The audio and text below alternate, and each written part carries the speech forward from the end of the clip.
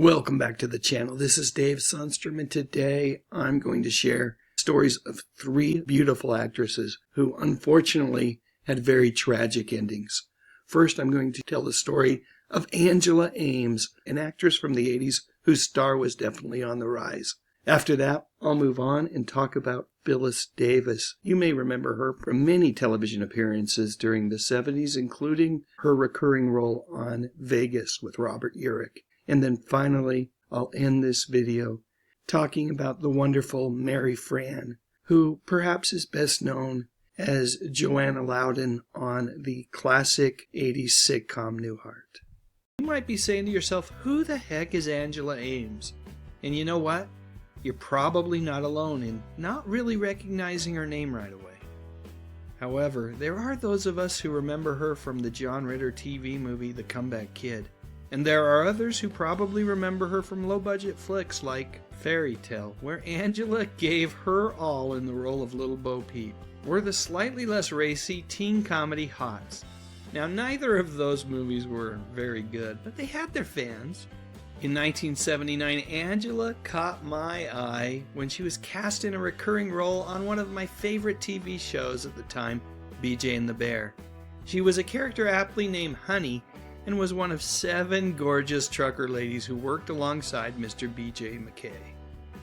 In the 80s, Angela started getting more TV roles, including a guest spot on Cheers and a handful of appearances on Night Court. And on the big screen, while it wasn't Star Wars or even Conan the Barbarian, Jim Wynorski's Lost Empire actually felt like a step up from prior theatrical opportunities. And you know what? I've got to believe Angela thought things were finally happening. She worked hard and made a ton of sacrifices to get where she was. In 1984, Angela was cast in one of Tom Hanks' earlier efforts, a movie called Bachelor Party. Remember that one, anyone? It was Angela's biggest movie up to that point, and from everything that I've read, I think it's fair to say that she was pretty darn excited to be involved in this production. It was, simply put, proof that her hard work was paying off.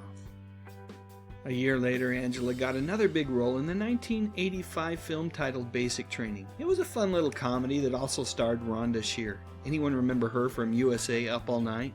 So anyway, the point that I'm trying to make is that I've got to believe that Angela thought things were finally really happening, smooth sailing, real stardom, and everything that came with it was just around the corner. She was so hungry for it. After all, there were folks back home who were worrying about her, concerned that she might not find the success that she wanted so desperately. As a young girl who had been raised on a Native American reservation in South Dakota, the deck seemed like it was stacked a bit against her. As she got older and started to realize how much she loved acting, her mother, concerned about her daughter's future, had offered to send her to law school. But Angela was resolute. She would work hard and take the roles that came her way. She just knew that if she put her nose to the grindstone, her efforts would pay off. And you know what? She was right. By the mid-80s, even when Angela didn't have an acting gig coming up, she was finding all sorts of other opportunities. Modeling gigs that helped pay the bills. By the way, does anybody remember Pantomime Quiz? I'm drawing a blank on that one. And Angela was still getting roles, not big ones, but she showed up in a horror flick called Shopping Mall and was cast in a Dom DeLuise pilot for a TV series that I don't think made it past the first episode. But then it all came to a sudden crashing halt when Angela was found dead at a friend's San Fernando Valley home on November 27, 1988. This came as a surprise to all. She wasn't into drugs or anything associated with that hard-living LA party lifestyle. She took immense pride in staying fit and living a healthy life. Angela's mom, still in shock, told reporters, "It's strange that she died, someone so young. We're all trying to figure out," then adding, "I don't think anybody will ever know." However, a month later, we did know. The Los Angeles County Coroner's Office announced that Angela's death was due to deterioration of her heart muscle, most likely brought on by a virus of some sort. The official scientific term is idiopathic cardiomyopathy, and apparently it isn't all that uncommon. Angela was only 32 years old when she was laid to rest. Her career was finally starting to take shape, and then just like that, she was gone. Her family and friends mourned the loss of someone who never forgot where she came from, never changed. She was the same wonderful, kind-hearted person she had been when she left for Hollywood a decade earlier. And the rest of us, well, truthfully, many of us, myself included, We didn't really notice. It's no one's fault. She just wasn't a household name. But she is worthy of remembrance. Today we're going to take a look back at the life and career of actress Phyllis Davis, a beautiful and versatile actress who worked in film and television from the late 60s until the early 90s. Phyllis's formative years had to be interesting ones, to say the very least. She grew up in Texas with a family where everyone, her father, mother, and 2 brothers, ended up being morticians, and even though the acting bug didn't bite Phyllis until later on in life, she knew at a very young age that she did not want to follow in her family's footsteps. It was when she was in high school that Phyllis realized she enjoyed acting, and because of that, she went to college and majored in drama. Ultimately, a wandering spirit and a tad bit of impatience caused her to drop out of college and move to Los Angeles, where she attended night classes. However, at some point, Phyllis decided she needed to come up with enough money to pay the rent, keep the lights on, and put food on the table. So she joined Continental Airlines stewardess school. Yep, that's what they called it back then. I know we say flight attendants now, but way back then, you were either a steward or a stewardess. Or in the case of this marketing advertisement for Continental, a host or a hostess. Although Phyllis graduated from her class with flying colors, pun completely intended, it didn't take long for her to realize that she absolutely hated flying. Fortunately, her roommate at the time was choreographer Tony Basil, and because of that connection, she was able to get work on some variety shows, as well as a couple of minor roles in Elvis Presley movies. As time went on, Phyllis was able to secure more roles. Some of her more notable credits include Russ Meyer's Beyond the Valley of the Dolls, written by future film critic Roger Ebert, by the way, Sweet Sugar, and The Day of the Dolphin, all on the big screen. And on TV, she had a recurring role on Love American Style and made guest appearances on shows like Adam 12 and The Wild Wild West. However, it was on the late 70s ABC crime drama Vegas where she first caught my attention. Her character, B. Travis, was private investigator Dan Tana's Girl Friday. It was a fun role, and her character, along with the lovely Judy Landers, kept me coming back week after week. Around the same time as Vegas, Phyllis could be found making guest star appearances on classic TV shows like The Love Boat and Fantasy Island, as well as a memorable appearance on Battle of the Network Stars. Sadly, Phyllis passed away from cancer in 2013. Strangely, her death went largely unnoticed by the media, which is a shame. It wasn't like this lady had been in just a handful of movies and TV shows. She was a talented actress who deserved much better. She deserves to be remembered. News of Phyllis's passing was buried in a list of deceased actors in the obituary section of a spring 2014 Screen Actors Guild newsletter. More than 6 months after her passing, her name simply appeared alongside others, offering little recognition for her career. Even the definitive source for her filmography, IMDb, initially lacked an update on her death.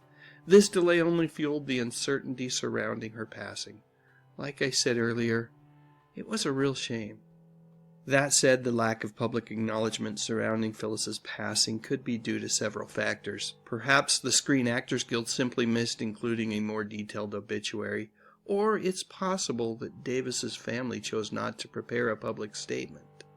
It goes without saying, but I will say it anyway. The aftermath of losing a loved one can be a deeply emotional and complicated time, and such a decision to not make a public announcement would be completely understandable. Whatever the case, I'm glad you're watching this video now, and I'm glad that together we can celebrate Phyllis's life and her achievements on both the big and small screens. When you think about the show Newhart, which aired on CBS for most of the 80s, there are lots of wonderful and zany characters that almost immediately spring to mind. One character, however, that was always present, but was maybe just a little less over the top, was Mary Frann's Joanna Loudon, who episode after episode was a strong and supportive wife to Bob Newhart's Dick Loudon character.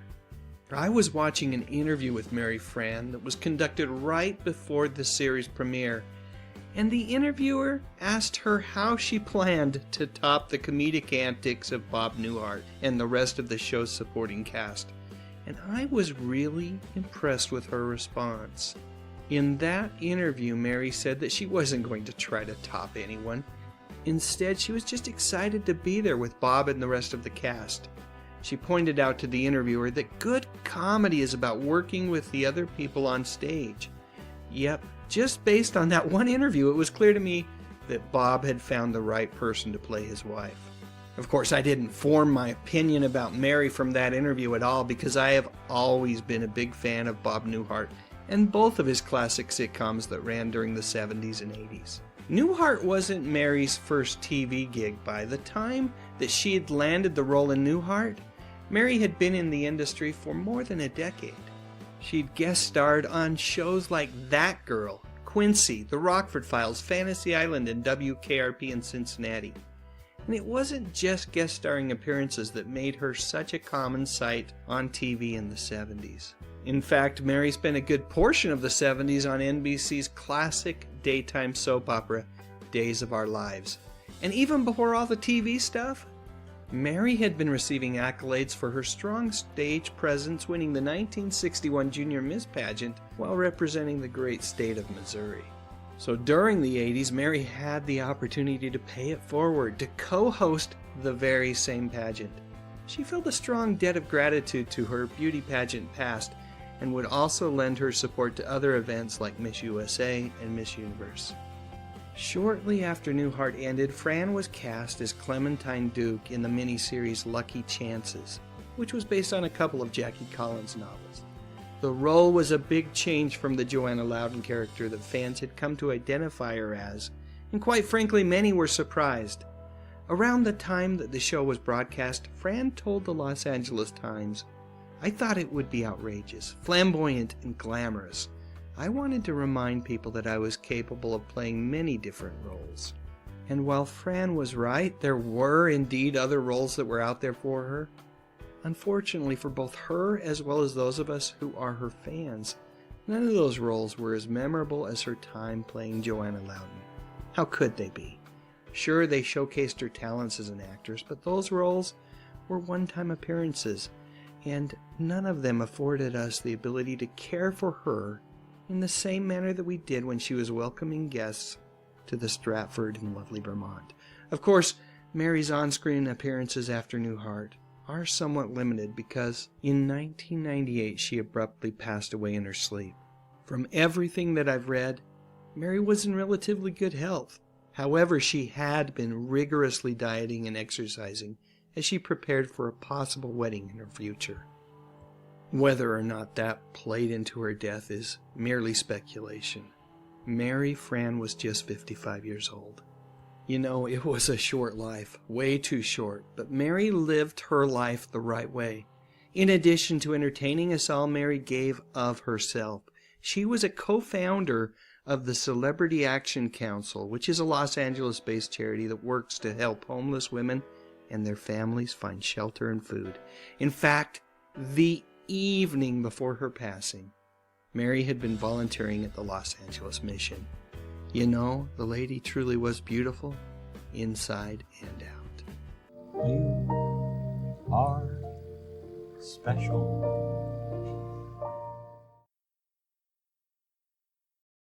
You didn't have to do it, but you did.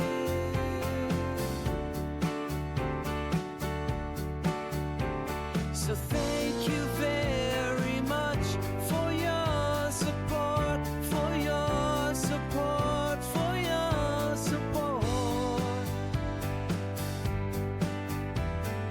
Thank you very much for your support. Click on that thumbnail cause it's time to go. Dave's got the classics, let the memories flow. TV shows and movies that we all hold so dear. On his YouTube channel he's keeping memories near. Dave Sundstrom, bringing back the good stuff, oh yeah.